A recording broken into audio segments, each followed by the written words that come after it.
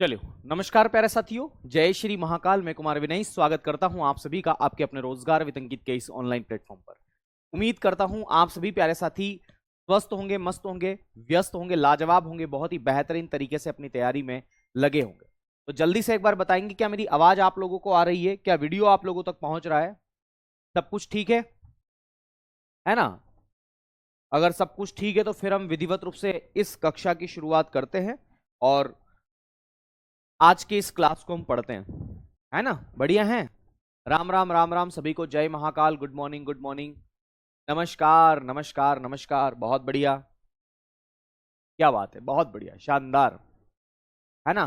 बहुत बढ़िया, आ रही है आवाज सर, सब कुछ ओके। चलिए, मैं कल की क्लास का रिवीजन आपको करवा देता हूं। हाँ, एक बात और, आपको पता होगा कि सैटरडे को आपके मॉक टेस्ट होते हैं, है ना? मॉक टेस्ट होते हैं आपके सैटरडे को, मॉक टेस्ट संडे को भी होते हैं आपके। तो आपको मैं जितने भी टॉपिक अभी तक पढ़ा दिए हैं उनके क्वेश्चंस जरूर टीम को भेज दूंगा ताकि वो मॉक टेस्ट के अंदर उनको लगा सके, ठीक है? तो आप वहां से जाकर के अपनी तैयारी को और बेहतर कर सकते हैं, ठीक है ना? चलिए, कल आपकी क्लास नहीं होगी, आप जानते हैं कि कल शुक्रवार है और शुक्रवार को आपकी क्लासेस जो है वो नहीं होती है, ठीक है? तो मैंने कल क्या पढ़ाया था? तो मैंने कल आपको नोट बता दिए थे, उसका रंग बता दिया था, उसके आकार बता दिए थे, है ना? उसके पीछे किसकी आकृति, ये भी मैंने बता दिया था। तो चलो मुझे एक बात बताओ, 20 रुपए के नोट के पीछे किसकी आकृति है? तो एलोरा की गुफा की। 2000 रुपए के नोट के पीछे मंगलयान की। 500 रुपए के नोट के पीछे दिल्ली के लाल किले की, जिसको किसने बनाया? शाहजहां ने बनाया। मुझे बताओ, स्टोन ग्रे कलर किसका है? दिल्ली के लाल किले का। मेजेंडा लाल रंग किसका है मेरे साथियों? 2000 रुपए के नोट का। फिर पूछा जाए कि बताओ नारंगी लाल कलर किसका है? तो 20 रुपए के नोट का, है ना, जिसके ऊपर एलोरा की गुफा है, ठीक है ना? तो ये चीजें मैंने आपको कल बता दी थी, आपको याद होगी। भारतीय चिन्ह जो है, रुपये का प्रतीक चिन्ह है, ये दो भाषा या दो लिपि से मिलकर के बना है। ये र है, और ये हिंदी भाषा देवनागरी लिपि के र से और अंग्रेजी भाषा रोमन लिपि के आर से, दोनों को ज्वाइन करके बनाया है उदय कुमार जी के द्वारा, जो कि तमिलनाडु के हैं, आईआईटी बॉम्बे के छात्र रह चुके हैं और भारत सरकार ने इसे 15 जुलाई 2010 को अपनाया। मैंने बताया था कि शाही निर्माण कारखाना जो है वो वर्णिका मैसूर में है, और 1 रुपए का नोट और सिक्के जो है वित्त मंत्रालय के द्वारा जारी किए जाते हैं, और 1 रुपए के नोट पर वित्त सचिव के हस्ताक्षर होते हैं। बाकी सारे के सारे नोट पर किसके हस्ताक्षर होते हैं? तो आरबीआई के गवर्नर के हस्ताक्षर होते हैं। मैंने बताया था भारतीय पेपर मिल कहां पर है? भारतीय नोट पेपर मिल, है ना? नोट का जो कागज है वो होशंगाबाद, जो कि नर्मदापुरम के नाम से जाना जाता है, जो कि मध्य प्रदेश में है, वहां पर आपको देखने को मिलेगा। वहीं पर भारतीय नोट पर कुल भाषा की बात अगर की जाए तो 17 है। अगर ऑप्शन में 17 नहीं हो तो फिर 15 को क्लिक करना है। या सवाल इस तरीके से भी पूछा जा सकता है कि भारतीय नोट पर हिंदी और अंग्रेजी दोनों को मिलाकर के कुल कितनी भाषाएं हैं? तो यह भी याद रखना है कि दोनों को मिलाकर के कुल मिलाकर के 17 भाषाएं। नोट कहां कहां प्रिंट किए जाते हैं? देवास में, नासिक में, मैसूर में, सालबोनी में। टकसाल कहां कहां है? मैंने बताया था कि जहां पर सिक्कों को ढाला जाता है, तो ये मुंबई, हैदराबाद, कलकत्ता और नोएडा में है। मुंबई में जो टकसाल है उसके मतलब सिक्कों पर डायमंड का चिन्ह आपको देखने को मिलेगा। डोट आपको नोएडा में देखने को मिलेगा, और मेरे साथियों स्टार आपको हैदराबाद में, है ना? डोट भी दिख सकता है, डायमंड भी दिख सकता है। कलकत्ता में आपको किसी भी प्रकार का कोई मार्क देखने को नहीं मिलेगा। चलो, इससे आगे मैंने बता दिया था मुद्रा की दशमलव प्रणाली जो है वो अप्रैल 1957 में अपनाई गई थी। और फिर मैंने आपको एक और चीज बताई थी कि मुद्रा के प्रकार कौन कौन से होते हैं, तो यहां से हमें पढ़ना है, इसके आगे हमें पढ़ना है। मुद्रा के प्रकार की मैं बात करूं तो धातु मुद्रा, जिसका निर्माण धातु से हो, सभी सिक्के उसके उदाहरण है। कागजी मुद्रा, जिसका निर्माण कागज से हो, और भारतीय नोट उसके उदाहरण। और आपका प्लास्टिक मुद्रा है, जिसे डेबिट कार्ड और क्रेडिट कार्ड के नाम से भी जानते हैं। इसी को स्मार्ट मनी के नाम से भी जानते हैं। किसके नाम से जानते हैं इसे? Smart money. तो अगर आपसे सवाल पूछा जाए कि स्मार्ट मनी का मतलब क्या है, तो स्मार्ट मनी का मतलब भी मेरे साथियों यही होता है। आ गई बात समझ में? आ गई बात समझ में मेरे साथियों? बात आ गई ना समझ में? चलो, इसके आगे मैं आपको बताता हूं। अगले पेज की हम शुरुआत। अगला जो प्रकार है मेरे साथियों वो लिखना। एक वस्तु मुद्रा भी होती है। वस्तु मुद्रा, हाँ जी, कमोडिटी मनी के नाम से भी आप इसे जानते हो। तो अगला हेडिंग डालेंगे वस्तु मुद्रा। वस्तु मुद्रा, और इसको आप लोग लिखेंगे commodity money. Commodity, commodity currency के नाम से भी जानते हैं। जब वस्तु मुद्रा के रूप में कार्य करे, जैसे वस्तु विनिमय प्रणाली में नहीं था, गेहूं बराबर चावल, है ना, या टमाटर, सब्जी वगैरह वगैरह, जब गांव में वो बेचने वाला आता है, फेरी वाला, तो वो क्या करता है? एक वस्तु को लेकर के दूसरी वस्तु, है ना, देता है ना, यही तो करता है ना वो। तो वस्तु मुद्रा का मतलब ही तो यही होता है। तो वस्तु मुद्रा में सिंपल सी एक परिभाषा लिख सकते हैं हम कि जब कोई वस्तु को एक्सचेंज के माध्यम में उपयोग करता है ना, तो उसी को वस्तु मुद्रा के नाम से जाना जाता है। तो क्या लिखेंगे, जब कोई वस्तु को विनिमय के रूप में उपयोग करता है, या ऐसा सिंपल सी परिभाषा लिखो, जब कोई वस्तु जब कोई वस्तु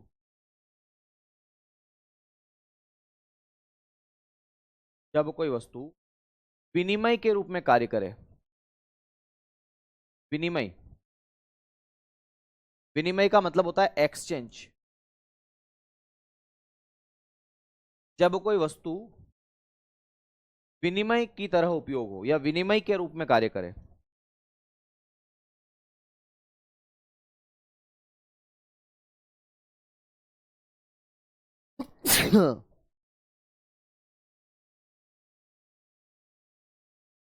तो अगर कमोडिटी का उपयोग हम एक्सचेंज के रूप में करते हैं तो उसी को हम लोग किस नाम से जानते हैं, तो याद रखिएगा उसको हम लोग जानते हैं मेरे साथियों वस्तु मुद्रा के नाम से, है ना। जैसे वही है कि अगर नमक बराबर आटा ले लो, ऐसा भी हो सकता है, हालांकि नमक और आटे के मूल्य में काफी अंतर है, लेकिन ठीक है ना। तो वस्तु मुद्रा के क्या क्या उदाहरण हो सकते हैं मेरे भाई, तो वस्तु मुद्रा के उदाहरण मैंने आपको बता दिया कि सोना चांदी के जो सिक्के वो एक वस्तु है, तक तो मुद्रा के रूप में कार्य करे। नमक भी एक वस्तु है, मुद्रा के रूप में कार्य करे। गेहूं एक वस्तु है, मुद्रा के रूप में कार्य करे। तो जितने भी वस्तुएं हैं, जैसे नमक, जैसे हो गया गेहूं, नमक को सॉल्ट बोलते हैं ना, जैसे सोना चांदी, हालांकि ये भी तो वस्तु है ना, ये मुद्रा के रूप में कार्य नहीं कर रही है। अगर आपको पैसा चाहिए तो फिर आप क्या करोगे, मतलब आपके घर वालों को अगर पैसा चाहिए ना, तो सबसे पहले वो ज्वेलरी ही देखते हैं कि शायद इसको देकर के, क्योंकि उसकी तरलता अच्छी खासी है, उसकी लिक्विडिटी अच्छी खासी है, इसलिए देखा जाता है। अब ये तरलता क्या है तो मैं आगे बताऊंगा, डोंट वरी, इतना लोड मत लीजिए आप लोग, ठीक है। इसके आगे की हम बात करते हैं। एक करेंसी होती है जिसे बोलते हैं डिजिटल करेंसी, याद रखना क्या बोलते हैं, डिजिटल करेंसी। अगला प्रकार लिखेंगे पांचवा, डिजिटल करेंसी। हालांकि डिजिटल करेंसी से आज का युग तो प्रभावित है ही है, और आप जानते भी इसे अच्छे से, फिर भी लिखें डिजिटल करेंसी, है ना।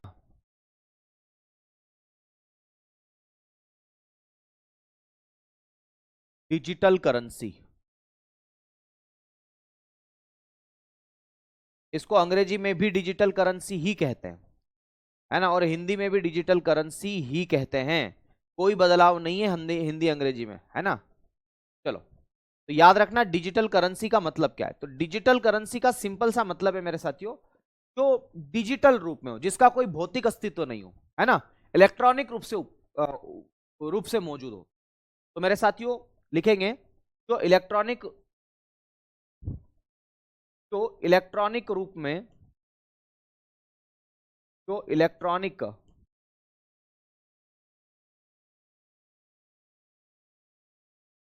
इलेक्ट्रॉनिक रूप में मौजूद हो,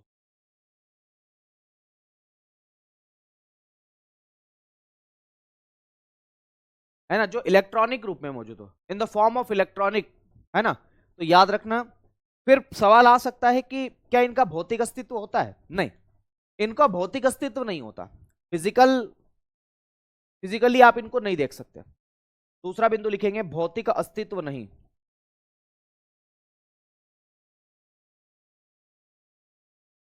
अस्तित्व, भौतिक रूप भी लिख सकते हैं, है ना, फिजिकल फॉर्म इसका नहीं होता है, भौतिक अस्तित्व नहीं होता, है ना। ये ना तो इसे छू सकते हैं, जैसे भारतीय नोट है उसे छू सकते हैं, फाड़ सकते हैं, फाड़ मत देना, सजा हो जाएगी नहीं तो, ठीक है। तो इसका कोई भौतिक अस्तित्व नहीं होता, किसका, इलेक्ट्रॉनिक करेंसी का या डिजिटल करेंसी का, है ना। और तीसरी बात, इसका प्रयोग क्यों किया जाता है ना, इसका उपयोग क्यों किया जाता है, तो ऑनलाइन ट्रांजेक्शन में इसका उपयोग किया जाता है ना, तो ऑनलाइन लेन देन में इसका उपयोग किया जाता है। इसका यूज क्यों किया जाता है, तो लिखेंगे ऑनलाइन ट्रांजेक्शन, ऑनलाइन ट्रांजेक्शन, तो इसमें इसका उपयोग किया जाता है, ये बात आपको याद रखना, ऑनलाइन ट्रांजेक्शन में इसका यूज होता है, ये याद रखना। जैसे कौन कौन से इसके डिजिटल करेंसी के, है ना, उदाहरण कौन कौन से, वो जरा लिख लो, उदाहरण लिखो। बहुत बढ़िया, सुखवीर ने जवाब दिया है बेटा, बिल्कुल, क्रिप्टो करेंसी इसी का एग्जाम्पल है। तो बिटकॉइन जो है ना, बिटकॉइन वो भी इसी का एग्जाम्पल है। बिटकॉइन हो गया, फिर क्रिप्टो करेंसी, है ना, लो भाई बिटकॉइन अंग्रेजी में लिख देते हैं भाई, है ना, बिटकॉइन। फिर लिखना ई रूपी, ई रूपी जो इलेक्ट्रॉनिक रुपया है वो भी तो इसी का एक प्रकार है ना, बिटकॉइन, ई रूपी, crypto currency, crypto currency, crypto currency. तो ये सारे के सारे जो है वो डिजिटल करेंसी के ही रूप है और डिजिटल करेंसी के नाम से आप इसे जानते हैं। आ गई बात समझ में? तो ये डिजिटल करेंसी, आजकल का युग इसी का युग है मेरे दोस्त, है ना, आजकल का युग जो है वो इसी का युग है। ई रुपया भारत सरकार का है, ठीक है, ई रुपया जो है वो भारत सरकार का है मेरे दोस्त, जरूर आप लोग याद रखेंगे। चलिए, एक है लीगल टेंडर, है ना, जिसे वैधानिक मुद्रा के नाम से भी जाना जाता है। तो अगला लिखेंगे वैधानिक मुद्रा। वैधानिक मतलब किसी विधान या कानून के माध्यम से जारी की गई या किसी ऑथोराइज्ड संस्था के द्वारा जारी की गई जाती है ये, तो वैधानिक मुद्रा। और वैधानिक मुद्रा को आप अंग्रेजी में बोलते हैं लीगल टेंडर। क्या बोलते हैं इसे? Legal tender. अच्छा शब्द है ना, लीगल टेंडर,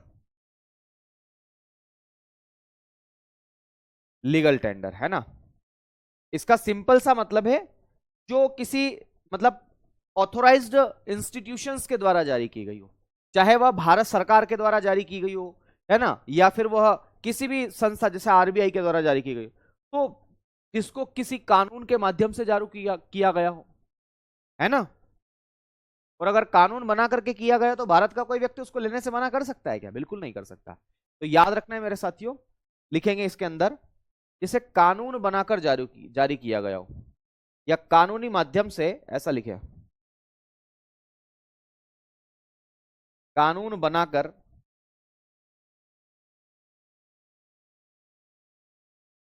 जारी किया हो, है ना, कानून बना करके, उसके लिए कानून बनाया कि भाई भारत में कौन कौन सी लीगल टेंडर है, अभी बताता हूं, ठीक है। और ये कौन जारी करता है? तो कौन जारी करता है, कौन इशू करता है इस करेंसी को? तो याद रखना, इस करेंसी को इशू करता है ऑथोराइज्ड संस्था, है ना, प्राधिकृत। ऑथोराइज्ड को हम क्या बोलते हैं? प्राधिकृत, या अधिकृत भी बोल सकते हैं इसे आप, है ना। ऑथोराइज संस्था ही लिखें, ज्यादा सही शब्द यही है, ऑथोराइज्ड इंस्टीट्यूशंस, या फिर मेरे साथियों गवर्नमेंट, है ना, या फिर कौन सी? गवर्नमेंट, या फिर सरकार, गवर्नमेंट। तो यही दो ऑथोराइज संस्था है विशेष रूप से, या तो संस्था का निर्माण कर दे भारत सरकार या फिर कुछ। तो वैधानिक मुद्रा जो है इसी को कहते हैं मेरे साथियों, है ना, लीगल टेंडर आप इसी को कहते हैं। हाँ, एक बात और लिख लो, इसको मतलब जनता जो है इसके लेने से मना नहीं कर सकती। आ गई बात समझ में? तो यहां एक बात और आप समझ लेना कि इसको कोई भी लेने से मना नहीं कर सकता। क्या लिखेंगे? इसे लेने से मना नहीं किया जा सकता, लेने से मना नहीं किया जा सकता, इसे लेने से मना नहीं किया जा सकता मेरे साथियों, है ना। Can not be refuse this currency. अच्छा, इसके एग्जाम्पल क्या है? तो भारतीय नोट, भारतीय नोट और सिक्के भी। हालांकि मैं आपको बता दूं कि ये जो सिक्के हैं ना, इनमें कुछ रूल्स लागू होते हैं कि कितने रुपए तक के सिक्के कोई लेने के लिए मना नहीं करेगा, है ना। लेकिन इसमें भी पता चला कि आप सिक्के ही सिक्के 1 लाख रुपए किसी को देने हैं तो सिक्के ही दे दिया आपने, ऐसा नहीं होगा। तो इसमें कुछ रूल्स है, उन रूल्स को आपको नहीं पढ़ना है, उनके चक्कर में नहीं पढ़ना है ना। आप तो जितना समझाया जा रहा है उतना ध्यान दो कि क्या है, वो सब बकवास बातें हैं, उनका कोई लेन देन नहीं है, कोई मोल नहीं है, सब केवल और केवल जो है वो बातें हैं, है ना। चलिए, तो मैंने अभी आपको एक और चीज बताई थी, प्लास्टिक करेंसी, इसी में आप एक और चीज ऐड कर लेंगे, इसी को स्मार्ट करेंसी के नाम से भी जानते हैं, है ना। तो स्मार्ट करेंसी अगर सवाल पूछा जाए तो यही है, एटीएम कार्ड, डेबिट कार्ड, है ना। तो इसी को स्मार्ट करेंसी भी आप कहते हैं, तो कंफ्यूज मत होइएगा, इसी के नीचे मैंने लिख दिया है, स्मार्ट करेंसी में भी ये चीजें आती है, ठीक है ना। अब देखो, कुछ क्वेश्चन आपकी परीक्षा में भी आए हुए हैं, जैसे एक होता है हार्ड मनी। ये हार्ड का मतलब क्या होता है? क्या हार्ड का मतलब कठोर मुद्रा है क्या? देखो, आओ जरा, 7वां पॉइंट है मेरे ख्याल से, और इसको हम बोलते हैं हार्ड मनी, हार्ड मनी। कभी कभी ना मतलब सवाल हार्ड हिंदी में ही लिखा हुआ, हार्ड करेंसी या हार्ड मनी। अच्छा, हार्ड मनी को हिंदी में किस नाम से जाना जाए? ये तो अंग्रेजी हो गया ना, पर सच ये है कि यही मतलब देवनागरी लिपि में इसको ऐसा लिख दीजिए। मैसेज की भाषा होती है ना, तुम कैसे हो, मैं ठीक हूं, तुमने खाना खाया, मैंने नहीं खाया, है ना। तो TUMEMNE, तुमने खाना खाया, KHAS है। तो मेरे साथियों एक मुद्रा होती है हार्ड। हार्ड को मतलब बोलते हैं अंग्रेजी में दुर्लभ, है ना, दुर्लभ। दुर्लभ कश्यप की मैं बात नहीं कर रहा हूं, मैं बात कर रहा हूं दुर्लभ का मतलब एक ऐसी वस्तु या एक ऐसे लोग जो कभी कभी दिखाई दे, तो इसको दुर्लभ मुद्रा के नाम से भी जाना जाता है, दुर्लभ मुद्रा, है ना। तो दुर्लभ मुद्रा, तो अब दुर्लभ मुद्रा के बारे में क्या बातें हैं? हार्ड करेंसी का मतलब क्या है, हार्ड मनी का मतलब क्या है? देखो हार्ड मनी का मतलब ये होता है, देखो सिंपल सी परिभाषा अगर मैं बात करूं तो हार्ड मनी आप इसे किसे कहते हैं? तो जिसकी डिमांड सप्लाई की तुलना में ज्यादा हो। भाई मार्केट में जो दिखे ही नहीं, कौन चीज नहीं दिखेगी जो मार्केट में बहुत ज्यादा डिमांडेबल होगी, वो चीज नहीं दिखेगी। तो मेरे साथियों इसमें ये लिखेंगे जिसकी मांग आपूर्ति से ज्यादा हो, जिसकी मांग आपूर्ति से ज्यादा हो, जिसकी मांग यानी कि डिमांड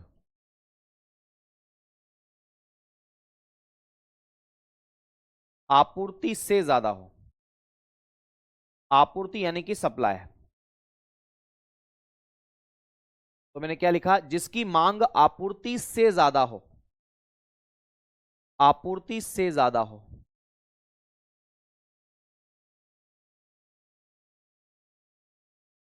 उसी को क्या बोलते हैं, तो हार्ड करेंसी के नाम से जानते हैं।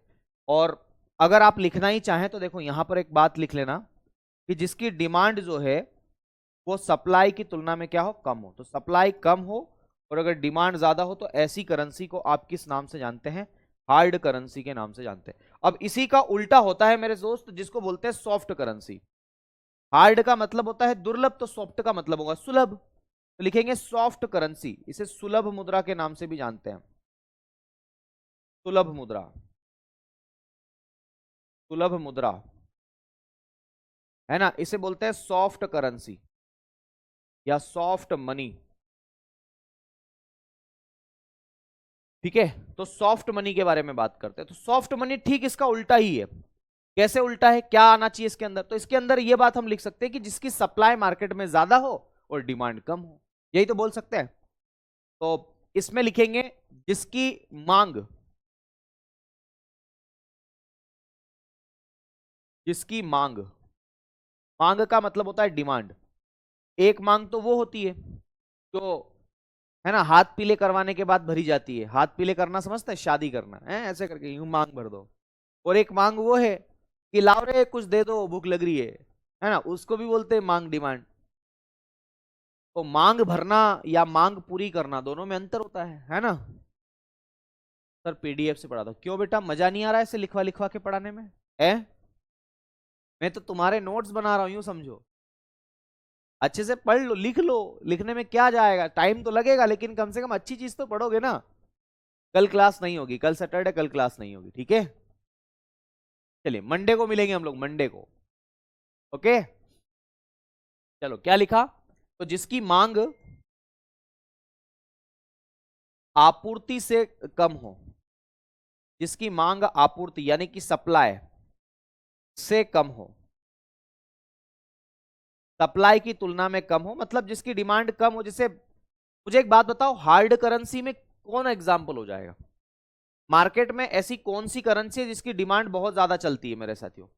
है ना। तो याद रखना हार्ड करेंसी में अगर आपसे उदाहरण पूछे तो डॉलर इसका बेस्ट एग्जाम्पल है। क्या लिखोगे? डॉलर, है ना। तो अगर आप चाहें तो यहां पर लिख सकते हैं एग्जाम्पल में डॉलर। ये डॉलर जो अमेरिकी डॉलर है, जो अंतरराष्ट्रीय डॉलर है, उसकी मार्केट उसकी मार्केट में हर जगह डिमांड है ना। तो इंटरनेशनल करेंसी जो है डॉलर, उसकी डिमांड सब जगह है। ये बात समझ में आ गई, सुलभ मुद्रा की बात समझ में आ गई मेरे साथियों। चलो सुलभ मुद्रा हो गई, दुर्लभ मुद्रा भी हो गई, मतलब दुर्लभ भाई भी हो गए और ये भी हो गए, है ना। दुर्लभ भाई है काय का भाई, है ना। चलो ओके, उम्मीद है ये बात आपको समझ में आ गई होगी। तो ये सारे के सारे मुद्रा के प्रकार हैं मेरे साथियों। और आपको याद रखना ही है, इनके बारे में पढ़ना ही। एक और करेंसी है, उसको भी लिख लो, उसको बोलते हैं hot money. Hot money, hot money, बेटा नाम ही ऐसा है, हॉट मनी। हॉट मनी, अंग्रेजी हिंदी दोनों में एक जैसा, हॉट मनी। गर्म मुद्रा भी आप इसे बोल देते, गर्म, है ना, तो आप चाहे तो गर्म भी लिख सकते हैं, है ना। तो हॉट मनी का मतलब क्या होता है? तो ऐसी करेंसी जो जल्दी से गायब हो जाए। हाँ, मतलब सिंपल सी परिभाषा है। सवाल दरअसल ऐसा पूछा गया था कि वह कौन सी मुद्रा है जिसमें शीघ्र पलायन करने की प्रवृत्ति हो, कौन सी टेंडेंसी हो, तो जल्दी से डिसअपियर होने की टेंडेंसी उसमें हो। ये याद कर लेना, ये पॉइंट है ना, याद रखना, जिसमें शीघ्र पलायन करने की, जिसमें शीघ्र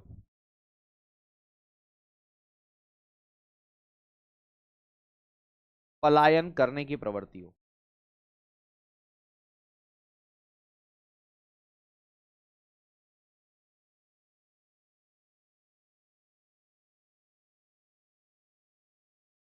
ठीक है, डॉलर ही इसका बेस्ट एग्जांपल है। तो ये दरअसल करेंसी से रिलेटेड मैंने कुछ पॉइंट्स थे जिनको आपको लिखवा दिया है। मैं उम्मीद करता हूं कि मैं आपको इनको लिखवाने में कामयाब रहा हूंगा और आपने इसको समझे होंगे। ठीक है, तो ये मुद्रा से संबंधित बेसिक सी बात थी जिनको मैंने आपको कई बार बता दिया और अच्छे से बताने की कोशिश। अब मुद्रा से ही हमारा टॉपिक बढ़ता है आगे और वो आता है मुद्रास्फीति की ओर। तो अब जो हमारा हेडिंग डलेगा वो है मुद्रास्फीति। मुद्रास्फीति यानी कि इन्फ्लेशन। देखो, मुद्रास्फीति की हम बात करेंगे तो मुद्रास्फीति का मतलब होता है इन्फ्लेशन। सॉरी,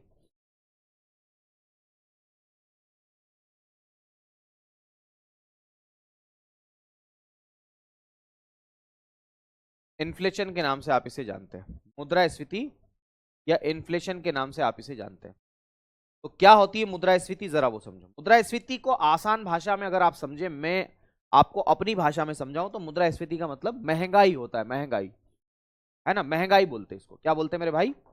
महंगाई के नाम से जानते हैं। तो महंगाई होती क्या है? सवाल ये बन रहा है कि महंगाई होती क्या है। तो महंगाई क्या होती है, अगर मैं आपसे पूछूं कि महंगाई क्या है तो क्या जवाब दोगे? बताओ बताओ, सब लोग बताओ, महंगाई क्या चीज है? आपने वो सुना होगा ना, सखी सैया तो खूब ही कमात है, महंगाई डायन खाए जात है।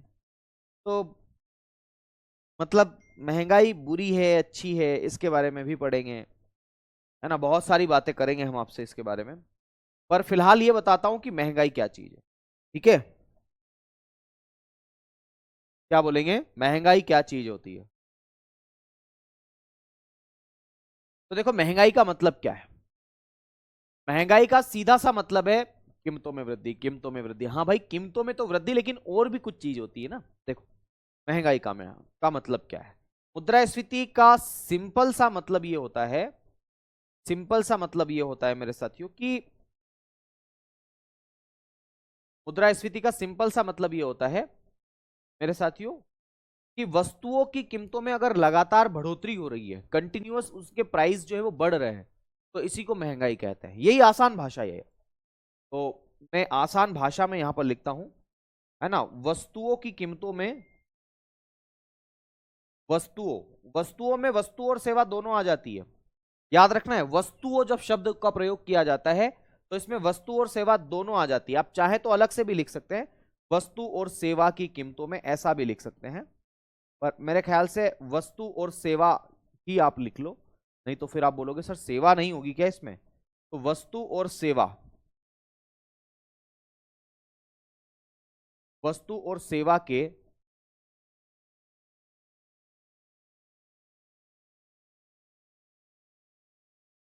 कीमतों में, वस्तु और सेवा की कीमतों में होने वाली, होने वाली लगातार वृद्धि,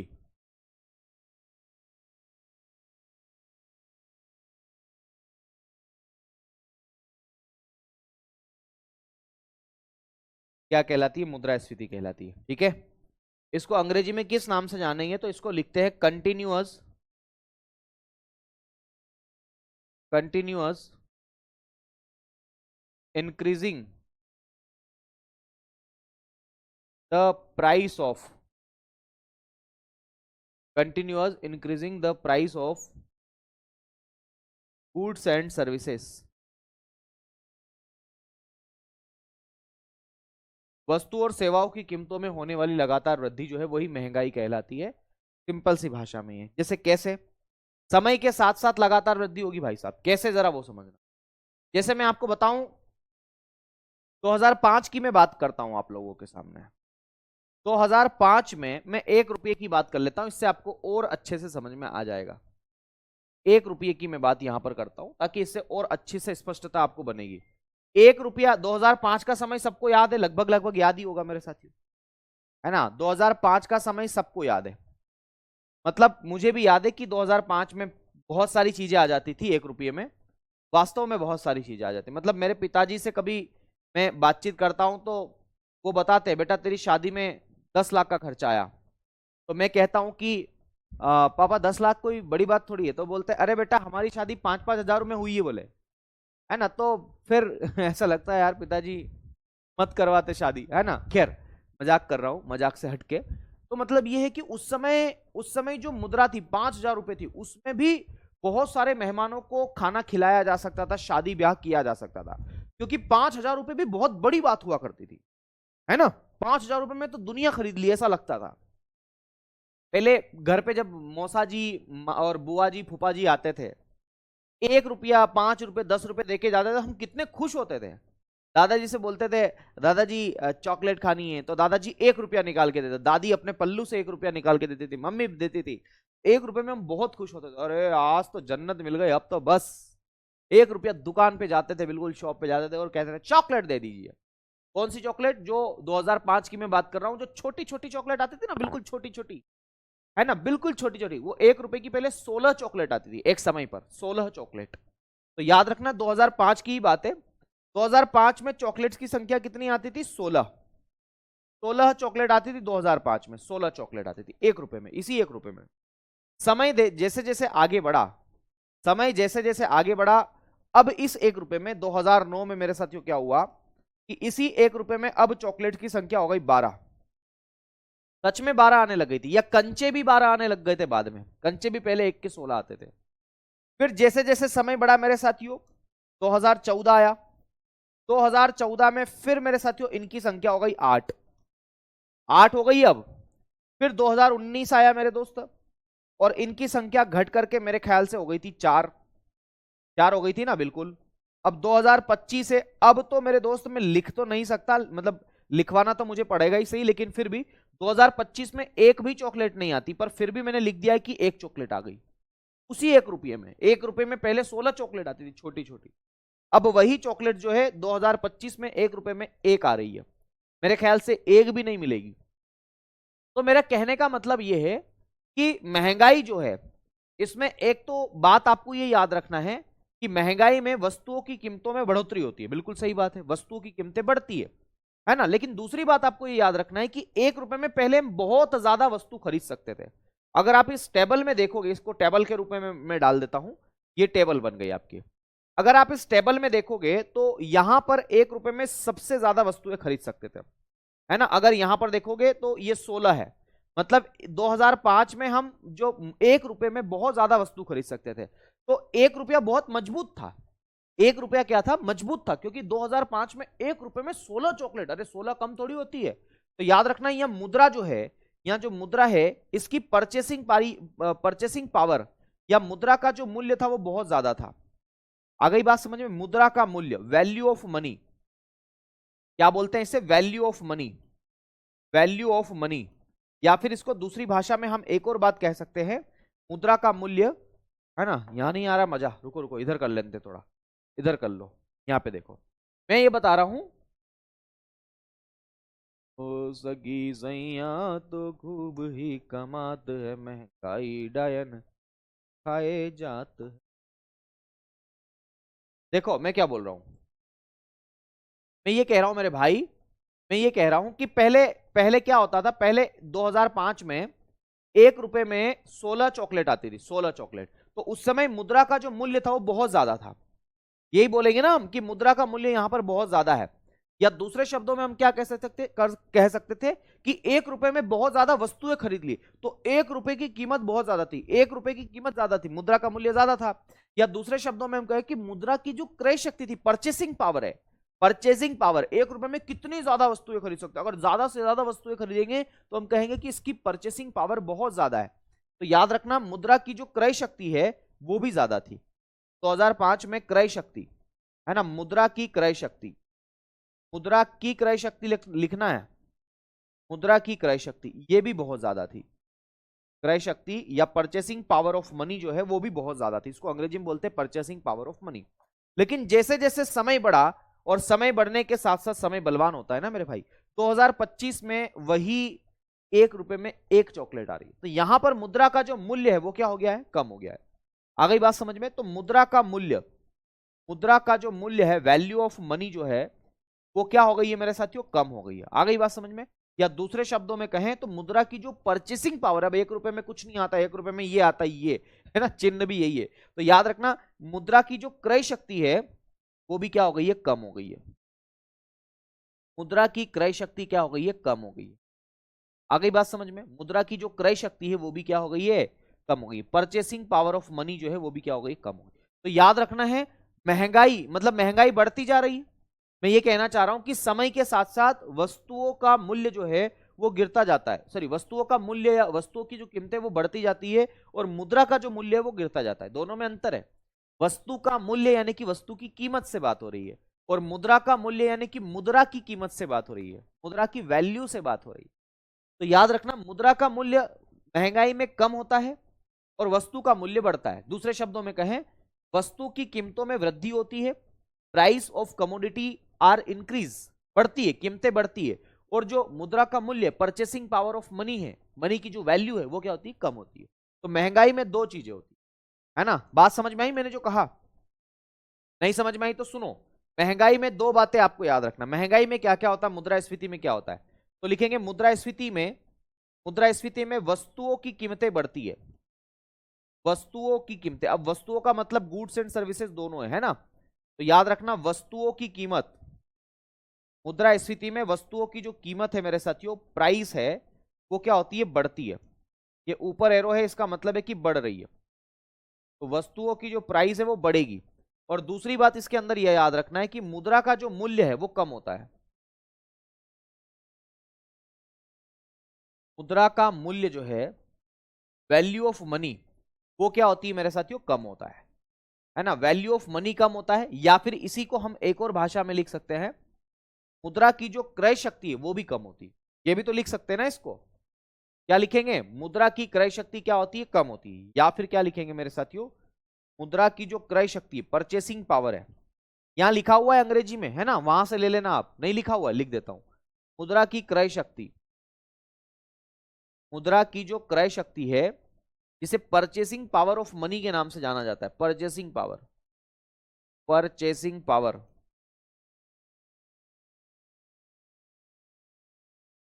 ऑफ मनी, ठीक है, इसके नाम से जानते हैं। तो मुद्रा की जो क्रय शक्ति है वो भी क्या हो जाती, कम हो जाती।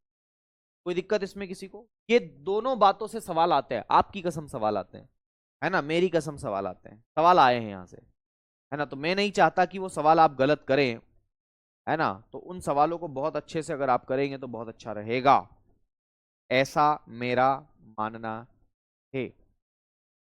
ओके, चलो बताओ, बताओ भाई बताओ। यहां तक की बातें ओके है?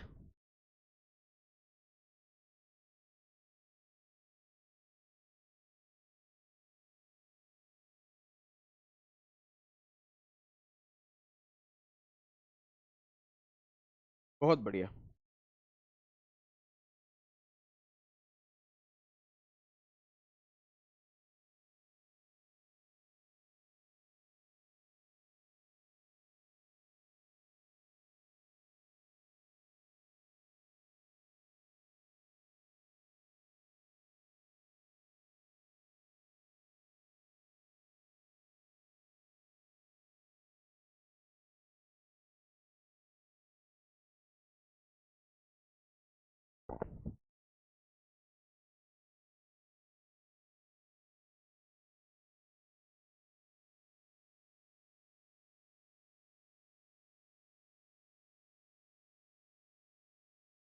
बढ़े आगे बढ़े।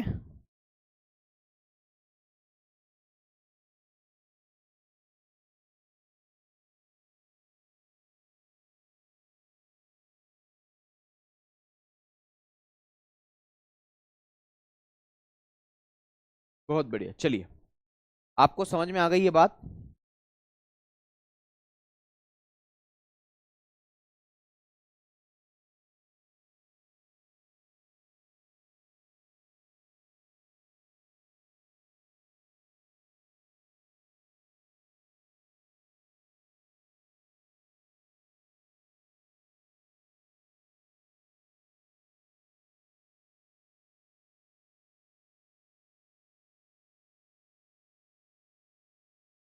ओके भाई ओके। हाँ जी करते हैं, यही हूँ बेटा, कहीं नहीं गया हूँ, है ना। चलो आ जाओ।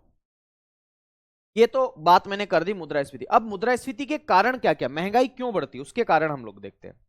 तो अगला हेडिंग डालेंगे मुद्रास्फीति के कारण। मुद्रास्फीति के कारण लिखो, मुद्रास्फीति के कारण।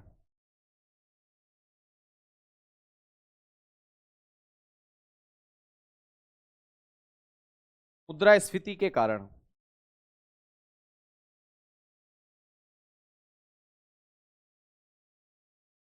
क्या क्या कारण हो सकते हैं महंगाई के।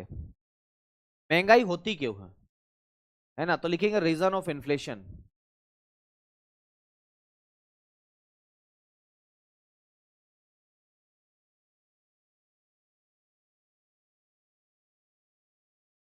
इन्फ्लेशन के क्या क्या रीजन है, कारण क्या क्या है। मुद्रास्फीति के कारण क्या क्या है, देखो बहुत सारे कारण मुद्रास्फीति के हैं। मैं कुछ कारणों की चर्चा यहां पर करता हूं। सबसे पहली बात तो मुद्रास्फीति का एक कारण मुझे जो दिखता है वो है मांग में कमी। सॉरी गलत बोल गया हूं, मांग में वृद्धि। अगर डिमांड बढ़ जाती है,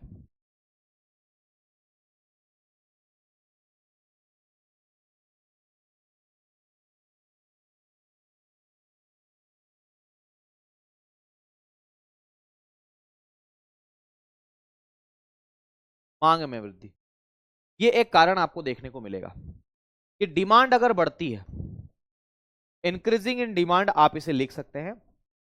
अगर किसी भी वस्तु की मांग बढ़ती है मेरे साथियों, जैसे ठंड के दिनों में उन्हीं वस्त्रों की मांग बढ़ती है ना। तो पहला एक कारण आपको यह याद रखना है कि मांग में वृद्धि होगी, है ना। मांग में वृद्धि होती है तो भी महंगाई बढ़ जाती है। मांग में वृद्धि होगी तो महंगाई बढ़ेगी। अब मांग क्यों बढ़ती है, जैसे मान लो डिमांड क्यों बढ़ती है, मैं आपसे ये पूछ रहा हूं कि डिमांड क्यों बढ़ती है, क्या कारण डिमांड बढ़ने का, बता सकते हैं आप क्या कारण है डिमांड बढ़ने का। भाई मैं आपसे ये पूछ रहा हूं कि डिमांड बढ़ने के क्या क्या कारण है, क्यों डिमांड बढ़ती है, मेरा ये सवाल आपसे। बता सकते हैं आप, सवाल मेरा जो है वो ये है कि डिमांड क्यों बढ़ती है, क्या कारण है डिमांड बढ़ने का, क्या कारण है।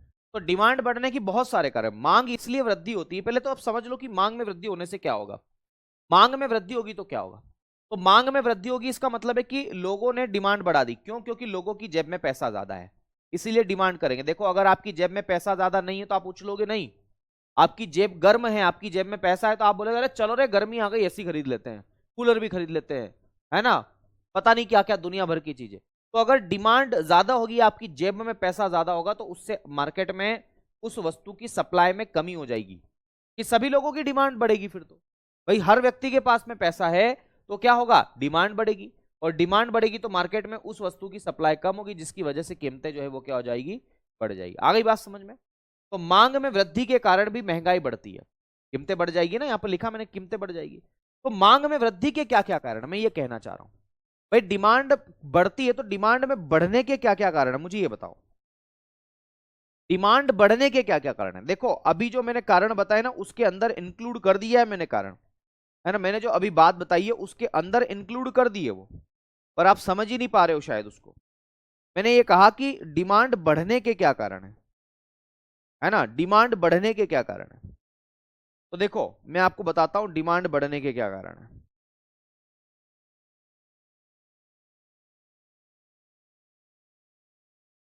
बहुत बढ़िया।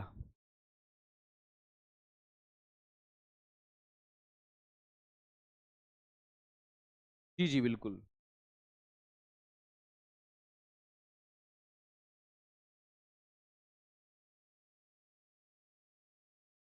डिमांड बढ़ने के क्या क्या कारण है?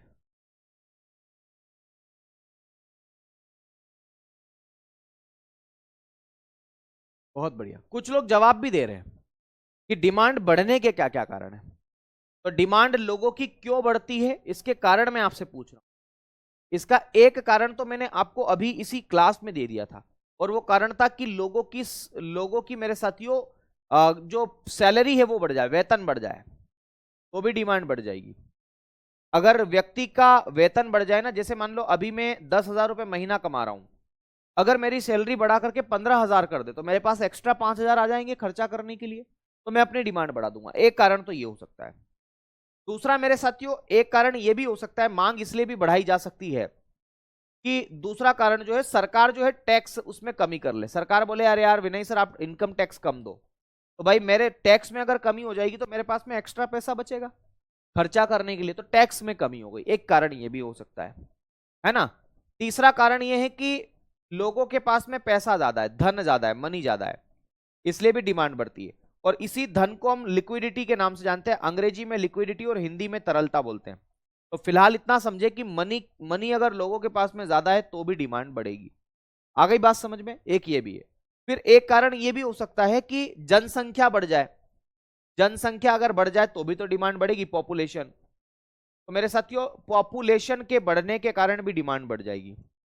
जनसंख्या बढ़ेगी तो भी डिमांड बढ़ जाएगी, टैक्स कम होंगे तो भी डिमांड बढ़ेगी, सैलरी बढ़ेगी तो भी डिमांड होगी, है ना। मनी या लिक्विडिटी की तरलता अगर बढ़ेगी, लोगों की जेब में पैसा ज्यादा होगा तो भी डिमांड बढ़ेगी। तो एक कारण तो मैंने ये बताया, मांग में वृद्धि होने के कारण, है ना। दूसरा कारण लिखना मेरे साथियों, दूसरा कारण लिखना सप्लाई में कमी के कारण।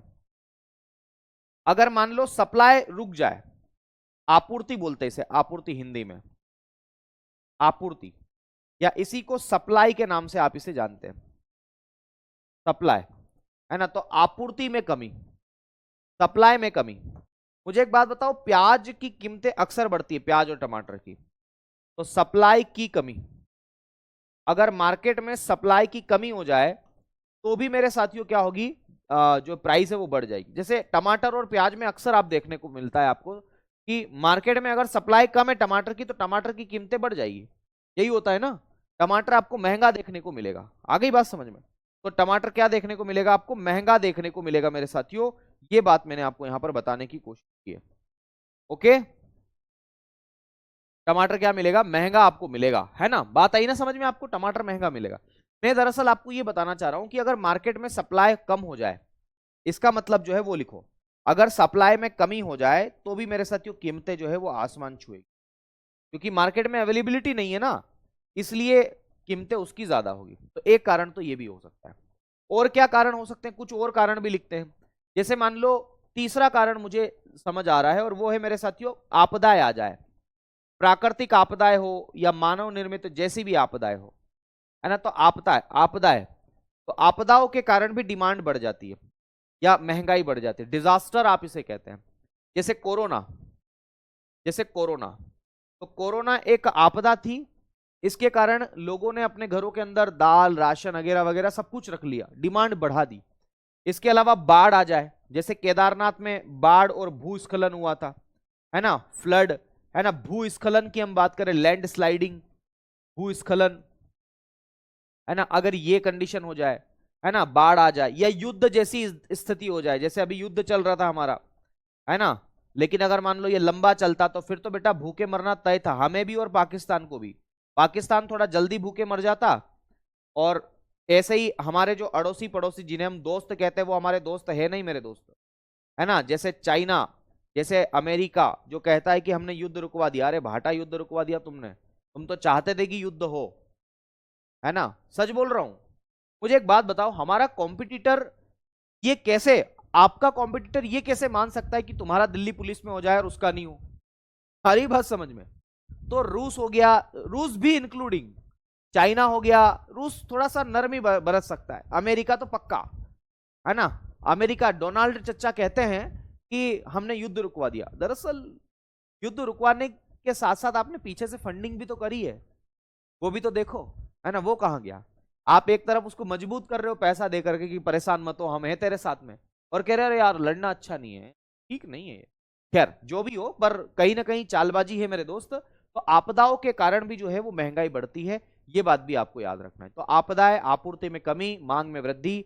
हाँ, इसके बाद में अगर मेरे साथियों याद रखना, अगर जो कच्चा तेल है उसकी कीमतों में वृद्धि हो जाए, क्रूड ऑयल, जो पेट्रोलियम पदार्थ है ना जो हम विदेशों से मंगवाते हैं, अमेरिका से ही सबसे ज्यादा, तो कच्चे तेल की कीमतों में वृद्धि।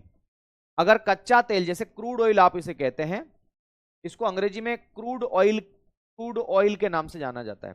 तो अगर इसकी प्राइस बढ़ जाए, क्रूड ऑयल की कीमतें अगर मेरे साथियों बढ़ जाए, तो भी क्या होगा? तो क्रूड ऑयल की कीमतें बढ़ने से भी मार्केट में महंगाई होगी। ये बात भी आपको याद रखना है। ये महंगाई के कारण मैंने आपको बता दिए, क्या बता दिए? महंगाई के कारण मैंने आपको यहां पर बता दिए, ठीक है। ये महंगाई के कारण है। क्या है ये? महंगाई के कारण। बात समझ में आई? अब इससे आगे हम लोग कल पढ़ेंगे, तो कल मुद्रास्फीति के प्रभाव पढ़ेंगे कि मुद्रास्फीति अच्छी है, बुरी है, क्या होती है, इसके बारे में कल डिस्कशन करें। चिंता मत करिएगा, कल से मेरा मतलब आने वाली क्लास के, है ना, आने वाली क्लास यानी कि मंडे को। तो मंडे को हम लोग पढ़ेंगे बाकी चीजें, और मैं कल टेस्ट देता हूं, उसके अंदर आपको इसके क्वेश्चंस भी इंक्लूड करवाता हूं, ठीक है। कल आपकी क्लास नहीं होगी, अब हम मिलेंगे सोमवार को। चलिए आज के लिए इतना ही करते हैं, शेष वार्ता आपसे करते हैं बहुत जल्द। तब तक के लिए दीजिए मुझे इजाजत।